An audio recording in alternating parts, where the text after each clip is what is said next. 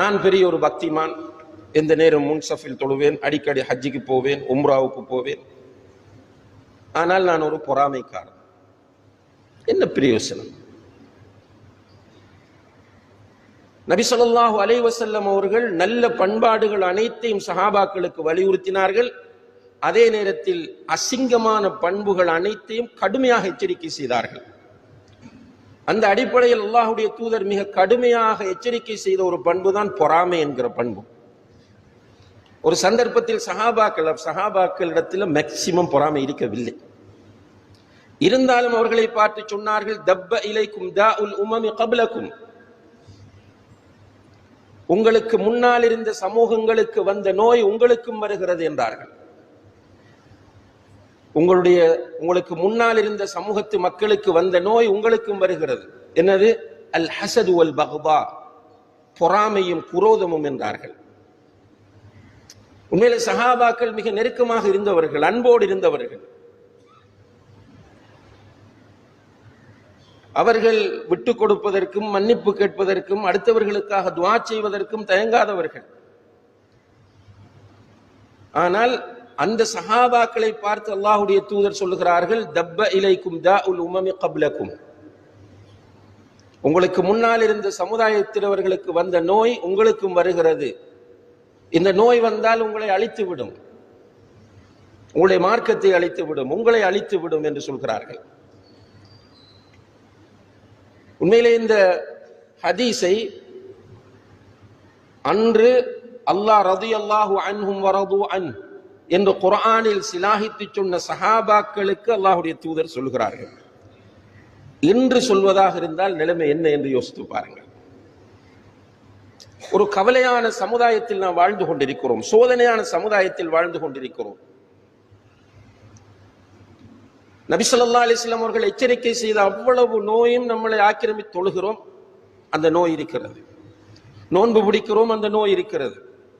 அதிலே ஒரு பிரதானமான நோயாகத்தான் இந்த பொறாமையை நாம் பார்க்க வேண்டியிருக்கிறது. பொறாமை என்பதற்கு அறிஞர்கள் வரைவிலக்கணம் சொல்லும் போது, தமன்னி ஜவாலின் நிஅமா அனில் கைர், மற்றவர்களுக்கு அல்லாஹ் கொடுக்கிற அருட்பாக்கியங்களை, அருட்கொடைகளை பார்த்து ஜீரணிக்க முடியாத நிலைதான் பொறாமை என்கிறார்கள். அடுத்தவனுக்கு அல்லாஹ் கொடுக்கிற அருட்கொடைகள், நிஅமத்துகளை பார்த்து என்னால் ஜீரணிக்க முடியவில்லை என்றால் அதுதான் பொறாமை என்கிறார்கள். உண்மையிலே கண்ணியத்திற்குரிய சகோதரர்களே, இந்த நிலை நம்மிடம் எந்த அளவு இருக்கிறது என்பதை நாம் ஒவ்வொருவரும் சிந்தித்து பார்க்க வேண்டும். நம்முடைய பாஷையில் சொல்வதா இருந்தால் எரிச்சல்.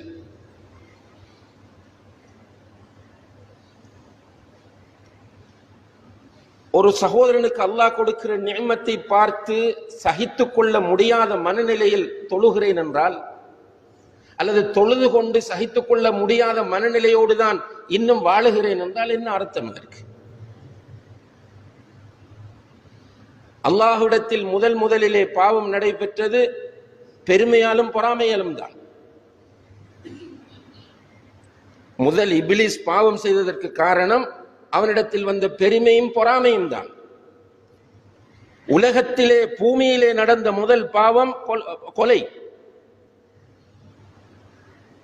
ஆதம் அலைஹிஸ்ஸலாம் அவர்களுடைய 2 மக்களில் ஒருவர் மற்றவரை கொலை செய்தார். இந்த கொலை உலகத்தில் நடப்பதற்கு காரணமும் பொறாமைதான். அதனால் தான் அல்லாஹ்வுடைய தூதர் பொறாமையை பற்றி சொல்லும் போது ஹியல் ஹாலிகா, இந்த பொறாமை உங்களை அழித்து விடும் என்று சொல்கிறார்கள். ஒவ்வொரு முஃமினுக்கும் நபி ஸல்லல்லாஹு அலைஹி வஸல்லம் அவர்கள் சூரத்துல் ஃபலக்கை கற்றுத் தருகிறார்கள். சூரத்துல் ஃபலக்கை அதிகமாக ஓதுமாறு வலியுறுத்தினார்கள். தொழுகைக்கு பிறகு ஓதுங்கள் 3 சூறாக்களும், குல் ஹுவல்லாஹு அஹத், குல் ரப்பில் ஃபலக், குல் ரப்பின் நாஸ், முஅவ்விதாத் என்கிற இந்த 3 சூறாக்களை ஓதச் சொன்னார்கள். அதுல சூரத்துல் ஃபலக் பிரதானமானது, தொழுகைக்கு பிறகு ஓதுறது. அதே போல தூங்கும் போது ஓதுவது, காலையில் மாலையில் ஓதுவது என்று இந்த சூறாக்களை, குறிப்பாக சூரத்துல் ஃபலக்கை அல்லாஹ்வுடைய தூதர் கற்றுத் தருகிறார்கள். ஏனென்றால் அதனுடைய ஆரம்பம் குல் அஊது பிரப்பில் ஃபலக், ஃபலக்குடைய இரட்சகனை கொண்டு நான் பாதுகாப்பு தேடுகிறேன் என்று பல விஷயங்களை சொல்லிட்டு வந்து வமின் ஷர்ரி ஹாசிதின் இதா ஹஸத், பொறாமைக்காரன் பொறாமைப்படுகிற நேரத்தில் உண்டாகக்கூடிய தீங்கை விட்டும். அப்ப என்ன சொல்லுது? பொறாமைக்காரன் பொறாமைப்படுகிற நேரத்தில் உண்டாகிற தீங்கை விட்டும் பாதுகாப்பு தேடுகிறேன். பொறாமக்காரன் பொறாமப்பட்டால் அதனால் தீங்கிருக்கிறது, ஆபத்து இருக்கிறது. அங்கே ஆதம் அலைஹிஸ்ஸலாம் அவர்களுடைய மகன் ஹாபில் காபிலை கொலை செய்கிறார். யூசுப் அலைஹிஸ்ஸலாம் அவர்களுடைய சகோதரர்கள் யூசுப் அலைஹிஸ்ஸலாம் அவர்களை தூக்கி ஒரு பால்கிணத்திலே போடுகிறார்கள், கூட பிறந்த சகோதரன் என்று கூட பார்க்காமல். காரணம் பொறாமை. பொறாமைப்பட்டால் ஏதாவது ஒரு தீங்கு நடந்து கொண்டே இருக்கும். சிலர் பொறாமையினால் கண் வைத்து விடுவார்கள். அல்லாஹ் பாதுகாக்க வேண்டும். அல் ஐனு ஹக்குன், கண் திருஷ்டி உண்மையானது என்று ரசூல் ஸல்லல்லாஹு அலைஹி வஸல்லம் அவர்கள் சொல்லுகிறார்கள். கண் திருஷ்டி உண்மையானது. பொறாமையோடு கண் வைத்து விட்டால் சுப்ஹானல்லாஹ், சில நேரங்களில் அதனால் அவர் மரணித்து விடுவார் அல்லாஹ் நாடினால். ஹதீஸ் வருகிறது. கண்பட்டால் அதனால் மௌத். ஒரு நபித்தோழர் குளித்துக் கொண்டிருக்கிறார். அவர் கொஞ்சம் ஸ்மார்ட்டான சஹாபி. இன்னும் ஒருவர் அவரை தேடி போகிறவர், அந்த வெறும் மேனியோடு அவரை பார்த்தவர் அவரை பார்த்து அதிசயித்து விட்டு மாஷா அல்லாஹ் தபாரக்கல்லாஹ் என்று சொல்லாமல் பிரமித்து பேசிவிட்டார். குளித்துக் கொண்டிருந்தவர் திடீரென கீழே விழுந்து விடுகிறார். ரசூல் ஸல்லல்லாஹு அலைஹி வஸல்லம் அவர்களிடத்தில் செய்தி போன போது வந்து அந்த பார்த்து அவரை ஆச்சரியமாக பார்த்தவரை பார்த்து கேட்டார்கள், உன்னுடைய கண்ணால் உன்னுடைய தோழனை நீ கொலை செய்ய பார்க்கிறாயா என்று கேட்டார்கள். அப்ப பொறாமையினால் கண்படுவதும் இதைவிட ஆபத்தானதாகும். அதனால்தான் வமின் ஷர்ரி ஹாசிதின் இதா ஹஸத், பொறாமைக்காரன் பொறாமைப்படும் போது உண்டாகும் தீங்குகளை விட்டு யா அல்லாஹ் நான் உன்னிடம் பாதுகாப்பு தேடுகிறேன் என்று கேட்டுக்கொண்டிருக்குமாறு அல்லாஹ் நமக்கு வலியுறுத்தி இருக்கிறான். பொறாமை ஒரு பொல்லாத நோய். பொறாமைக்காரன் நம் மீது பொறாமைப்படும் போது அவன் பல பாவங்களை செய்கிறான். ஒரு ஹதீஸ் வருகிறது, வைஃபானது, ஆனா கருத்து சரியானது. இய்யாக்கும் வல் ஹஸத் ஃபஇன்னல் ஹஸத யஅகுலுல் ஹஸனாத் கமா தஅகுலுன் நாருல் ஹதப். பொறாமைப்படாதீர்கள்.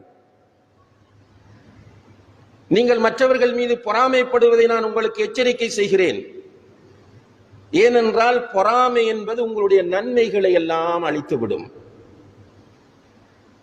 எப்படி அழிக்கும் என்று கேட்டால், நெருப்பு விறகை எரித்து சாம்பலாக்குவது போல உங்களுடைய தொழுகை, நோன்பு, துஆ, திக்ர், குர்ஆன் ஓதுவது, சதகா, ஜக்காத் எல்லாவற்றையும் இந்த பொறாமை அழித்துவிடும்.